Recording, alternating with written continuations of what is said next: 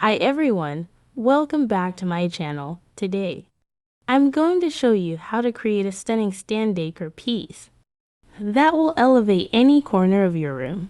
The first thing you'll need to do is gather your materials.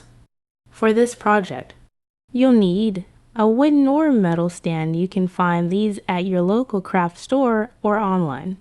Decorative paper or fabric.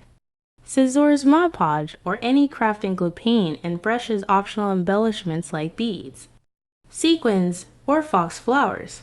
Now let's prep our stand. If your stand is plain, you might want to paint it to match your decor theme.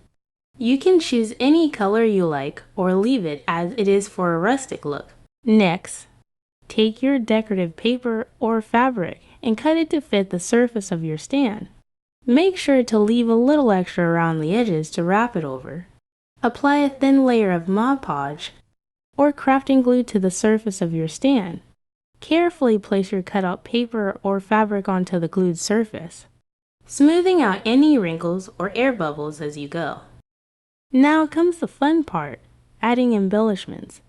Get creative with beads, sequins, or fox flowers. You can arrange them in a pattern or scatter them randomly. It's up to you. Once you're happy with the arrangement, let everything dry completely. This might take a few hours depending on the type of glue you use. Finally, once everything is dry, give your stand a final inspection and touch up any areas that need it, and there you have it, a beautiful stand decor piece that you can proudly display in your home.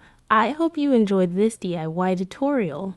Don't forget to like, comment, and subscribe for more videos like this. Thanks for watching.